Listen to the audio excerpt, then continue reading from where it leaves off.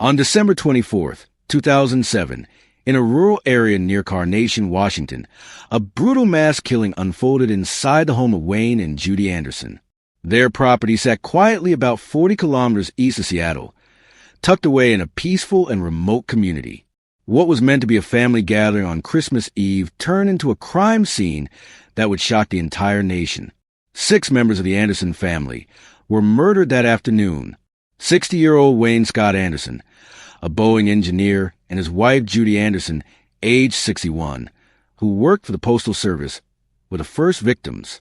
Their son, Scott Anderson, age 32, was also killed, along with his wife, Erica Mantle Anderson, also 32. Their 2 young children, 5-year-old Olivia and 3-year-old Nathan, were the last to be executed. The killers were members of the family. Michelle Kristen Anderson, the 29-year-old daughter of Wayne and Judy, was one of the 2 individuals responsible. Alongside her was her boyfriend, Joseph Thomas McEnroe. Together, they carried out a carefully planned and methodical murder of 6 people across 3 generations. Michelle Anderson later claimed that her motive stemmed from years of perceived mistreatment by her family. She stated that her parents had failed to support her emotionally and financially. Her main grievance centered around a belief that her older brother, Scott, owed her money, and that the family had consistently sided with him over her. These resentments, according to her own confession, had built up over time, leading her to conclude that she had been treated unfairly and pushed aside. Rather than walk away from the situation or seek legal resolution, Michelle chose revenge. With McEnroe's full cooperation, the couple devised a plan to eliminate the entire family. The act was not spontaneous or chaotic. It was deliberate and staged with precision. They selected Christmas Eve knowing the entire family would gather at the Anderson home. They used that moment of togetherness not to celebrate, but to execute. What followed was a sequence of killings that wiped out the entire immediate family. The home, decorated for the holiday season, became the site of a cold-blooded massacre. There were no survivors. The motive, as described by Michelle, was rooted not in desperation, but in a desire to punish those she believed had ignored, mistreated, and forgotten her. The events that began that afternoon would mark one of Washington State's most horrifying family murders in recent history. On the afternoon of December 24th, 2007, Michelle Anderson and her boyfriend, Joseph Thomas McEnroe, drove their pickup truck toward the home of her parents, Wayne and Judy Anderson. The house stood in a quiet, wooded area near Carnation, Washington, surrounded by trees and rural stillness. It was Christmas Eve, and the Anderson family was preparing for the holiday, unaware of the horror that was about to unfold. Judy Anderson was inside the house wrapping Christmas presents when the couple arrived. The front door opened without resistance. This was family. Michelle and Joseph entered calmly. The atmosphere inside was peaceful, festive, and ordinary. That calm would not last long. Once inside, McEnroe distracted Judy, while Michelle attempted to shoot her father, Wayne. But her rifle jammed. In that moment, the plan threatened to fall apart. McEnroe took control. He raised his own weapon and shot Wayne, killing him. He then turned to Judy and shot her as well. Within minutes, both parents were dead. The couple had committed the first phase of their plan with ruthless precision. After the killings, Michelle and McEnroe dragged the bodies of Wayne and Judy outside. They attempted to clean the interior of the house, removing blood and any potential evidence. They wiped down surfaces and restored a sense of normalcy to the living space. The goal was to conceal what had already happened and prepare for what would come next. Michelle and McEnroe then waited in silence for the rest of the family to arrive. They knew Scott Anderson, Michelle's older brother, was expected for a holiday gathering along with his wife, Erica, and their 2 young children. The couple stayed inside the house, calmly waiting for the next phase of their plan to begin. Sometime later, Scott, Erica, Olivia, and Nathan arrived at the Anderson home. They entered with no knowledge of the murders that had taken place only hours earlier. There was no sign of alarm, no indication that anything was wrong. As they walked into the house, Michelle and McEnroe prepared to strike again. The calculated nature of the attack was evident. Michelle and McEnroe had arranged every step to avoid suspicion, to maintain control, and to eliminate every member of the family. They had taken time to hide the first crime, then calmly waited for more victims to arrive. What began as a holiday visit quickly turned into a trap. The arrival of Scott and his family marked the second, more devastating phase of the plan. The house that had once been filled with warmth and tradition became the scene of a meticulously staged massacre. No member of the family would be spared. The killers showed no hesitation. Their actions that day were methodical, cold, and deliberate. The second round of killings was about to begin, just as the holiday gathering they had planned to destroy came to life. Scott Anderson arrived at his parent home with his wife, Erica Mantle Anderson, and their 2 young children, 5-year-old Olivia and 3-year-old Nathan. It was Christmas Eve, and the family was expected. The house appeared calm. Nothing outside suggested the terror that had already taken place. Inside, Michelle Anderson and Joseph McEnroe stood ready. They had killed Wayne and Judy, cleaned up the scene, and prepared for this moment. As Scott entered, Michelle raised her weapon and shot her brother. The gunshot echoed through the home. Scott was killed instantly. The attack stunned Erica, but she had only seconds to react. Michelle turned the gun on her, firing again. Erica was hit, but she was not immediately killed. Wounded and desperate, Erica reached for the cordless phone inside the house. She managed to dial 911. It was a short, frantic effort. On the other end of the line, emergency dispatchers picked up the call. For a brief moment, they heard muffled sounds, what they later described as arguing or noises from a party. It was difficult to determine what was happening. Before Erica could say anything clearly, Joseph McEnroe intervened. McEnroe grabbed the phone from Erica. He smashed the receiver to the floor and pulled out the battery, cutting the connection. The brief call could have exposed everything, but it ended too quickly for dispatchers to act with urgency. Michelle, realizing the danger of that call, immediately rushed outside and locked the property's gate. It was a calculated move. She knew that if police arrived and found the gate shut, they might not investigate further. That decision delayed discovery of the murders. Inside the house, the killings were not over. Olivia Anderson, only 5 years old, was still alive. McEnroe turned to her. He raised his gun and shot her at extremely close range. She died instantly. There was no struggle, no attempt to flee. It was a cold, calculated execution. The final victim was Nathan Anderson. The 3-year-old had picked up the batteries from a broken phone and held them in his tiny hands. McEnroe approached him. Without hesitation, he shot the child in the head. Nathan died at the scene. The children had posed no physical threat. They had witnessed violence, but they were too young to fully comprehend what had happened. Michelle Anderson would later say that she did not want any witnesses. She claimed the children would be traumatized for life if they were allowed to live. That belief became her justification for the final killings. The deliberate nature of the crime was undeniable. Each action was part of a premeditated plan to eliminate every member of Michelle's immediate family. The murders were not spontaneous or fueled by sudden rage. They were cold and precise. Michelle and McEnroe had prepared for every moment. From the initial arrival to the final execution, they remained in control. By the end of the night, 6 lives had been extinguished. 3 generations of the Anderson family were gone. The home was quiet again, but not with peace. It was silent because no one was left alive. When Erica Anderson, wounded and desperate, managed to dial 911, it triggered the only outside alert during the massacre. On the other end, emergency dispatchers answered, but what they heard offered little clarity. The line was open for only a few seconds. Faint voices, indistinct sounds, possibly arguing or the buzz of a holiday gathering, came through. No words of distress were spoken before the call abruptly ended. What the dispatchers could not know was that Joseph McEnroe had smashed the receiver and pulled out the phone's battery, cutting the call short. Though brief, the call raised enough concern for authorities to respond to the listed address. When police arrived at the Anderson property, they encountered a locked gate. The house stood quiet in the distance, lights visible through the trees. There were no screams, no movement, no visible signs of trouble from the outside. It was Christmas Eve, and with no clear evidence of danger, the officers made a judgment call. They turned back without entering the premises.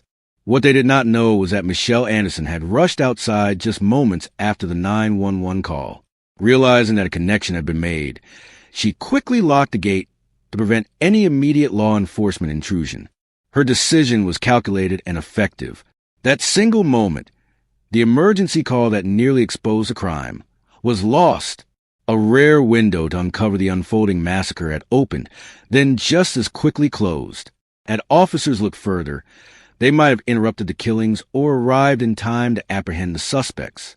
Instead, Michelle's quick reaction delayed discovery by 2 full days.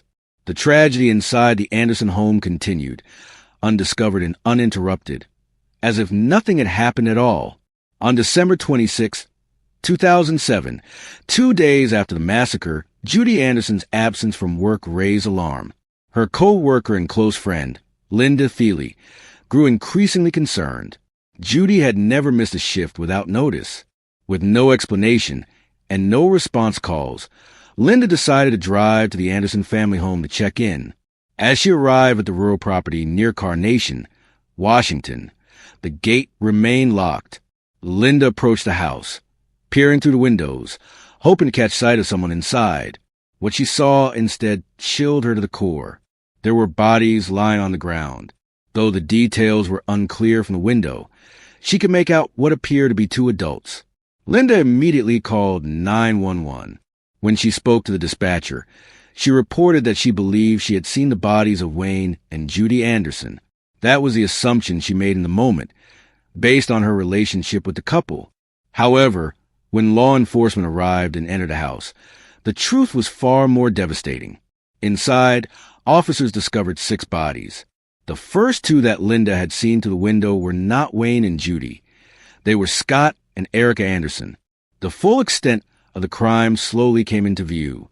In different areas of the home and on the property, the bodies of Wayne, Judy, Scott, Erica, Olivia, and Nathan Anderson were all found. 3 generations of a single family had been executed in their home. The crime scene was overwhelming. Investigators were met with a mix of horror and disbelief. It was not just a homicide, it was a massacre. The methodical nature of the killings, the inclusion of 2 young children in the rural, quiet setting compounded the shock. News of the discovery quickly spread, shaking the small community of Carnation. Residents, many of whom knew the Andersons personally, struggled to comprehend how such a brutal act had occurred undetected. The idea that a family had been wiped out during the holidays, only to be discovered 2 days later by a concerned friend, added a deeply somber tone to the unfolding case. If not for Linda Thiele's concern and persistence, the crime scene might have remained hidden even longer. Her decision to check on Judy led to the unearthing of one of the most devastating family murders in Washington's recent history. As police continued their investigation at the Anderson residence on December 26, 2007, an unexpected development occurred. Joseph McEnroe and Michelle Anderson returned to property in their vehicle. The timing of their arrival struck investigators as unusual. With 6 bodies discovered and no suspects yet identified, their sudden appearance raised immediate suspicion. Law enforcement officers quickly detained the couple for questioning. There had been no signs of forced entry at the scene. The killings appeared precise and personal, not the result of a random burglary. Given the nature of the crime and their connection to the victims, McEnroe and Anderson were considered persons of interest from the outset. At the station, both suspects displayed an unsettling calm. There was no panic, no apparent fear. When questioned, Michelle and Joseph did not deny their presence at the house. Instead, under pressure and with mounting evidence surrounding them, they began to talk. Their confessions came without much resistance. Michelle Anderson admitted to orchestrating the killings, fueled by long-standing anger toward her family. She spoke of financial grievances, claiming that her brother Scott owed her money. She described years of perceived mistreatment by her parents, Wayne and Judy. Michelle believed she had been pushed aside, neglected, and unfairly treated compared to her brother. Joseph McEnroe supported her version of events. He confirmed his role in the killings, admitting to shooting multiple victims. Both suspects outlined how they planned the attack, how they waited at the house, and how they eliminated each family member as they arrived. The level of detail in their statements left no room for doubt. The confessions ended what had, until then, been a brief and puzzling investigation. With no forced entry, no signs of theft, and no outside threats, the truth became clear. This had been a targeted, internal attack. It was not a robbery gone wrong. It was not an act committed by strangers. This was a calculated family massacre, carried out by two people the victims knew and trusted. The shock deepened as the community realized the killers were not outsiders, but the victim's own daughter and her partner. The sense of betrayal was profound. A tragedy that had already stunned the town took on a new, even darker meaning. With their arrests and full confessions, the focus shifted from finding the killers to understanding how such a devastating plan had taken shape within a single family.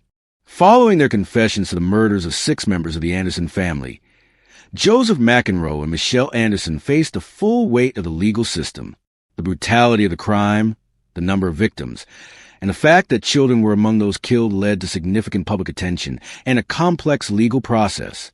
In 2008, not long after her arrest, Michelle Anderson gave an interview in which she expressed a willingness to face the death penalty. She openly stated that she wanted to be executed for her role in the killings. However, the justice system required a thorough examination before such a sentence could even be considered. Mental health professionals were brought in to evaluate her competency to stand trial. Despite her disturbing actions and public statements, she was found mentally competent. The court ruled that she understood the charges against her and was capable of participating in her own defense. Joseph McEnroe also faced the possibility of the death penalty. As the person who carried out many of the fatal shots, including those that killed the children, prosecutors pursued a strong case against him. However, on May 13, 2015, McEnroe was spared the death penalty. Instead, he received a sentence of life in prison without the possibility of parole. The decision to forego capital punishment followed years of legal proceedings, appeals, and deliberations. Michelle Anderson's case proceeded separately. On March 4, 2016, she was convicted of 6 counts of aggravated first-degree murder. The court found her responsible for each of the killings, and the sentence reflected the magnitude of the crime. Like McEnroe, she was sentenced to life in prison without the possibility of parole. The mental competency evaluations played a central role in the legal proceedings, ensuring that both defendants could be held fully accountable under the law. These assessments ensured that justice would proceed not based on emotional responses or public outrage, but within the bounds of due process. The sentencing brought a legal end to one of the most devastating crimes in Washington state's recent history. Though it did not erase the pain or bring back the lives lost, it did deliver a clear and decisive outcome. The court system had heard the facts, reviewed the evidence, and rendered judgment in accordance with the law. Today, Joseph McEnroe is incarcerated at the Washington State Penitentiary. Michelle Anderson is serving her life sentence at the Washington Corrections Center for Women. Both remain behind bars, separated from society and from a family they destroyed. Their imprisonment serves as a final chapter in a case defined by betrayal, premeditation, and profound loss. The events of December 24, 2007, left a permanent scar on the quiet rural community of Carnation, Washington. Known for its peaceful surroundings and close-knit population, the town was thrust into the national spotlight for a tragedy no one could have foreseen. The deliberate killing of 6 family members inside their own home, carried out by their daughter and her partner. The sheer brutality of the Carnation massacre deeply affected not just the immediate neighborhood, but people across the country. The fact that the victims ranged from grandparents to young children only magnified the public's sense of shock and disbelief. Communities across Washington mourned the loss, and the town of Carnation struggled to come to terms with the fact that something so horrific had occurred in such an unassuming setting. Those who knew the Anderson family remembered them as ordinary, hard-working individuals. Wayne Scott Anderson, a Boeing engineer, and Judy Anderson, a dedicated postal worker, were known in their community for being reliable and kind. Their son Scott and his wife Erica were both just 32 years old, raising 2 young children, Olivia, age 5, and Nathan, age 3.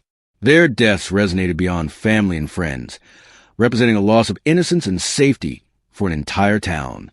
The case drew media attention for its rare and disturbing elements: the familial relationship between victims and perpetrators, the premeditated nature of the attack, and the calculated elimination of potential witnesses, including children. But when the news cycle moved on, Carnation was left with the task of healing. To this day, the Carnation massacre is remembered not just for the lives it ended, but for the community it changed. 6 lives were lost: Wayne, Judy, Scott, Erica, Olivia, and Nathan, in a crime that offered no justification, only sorrow.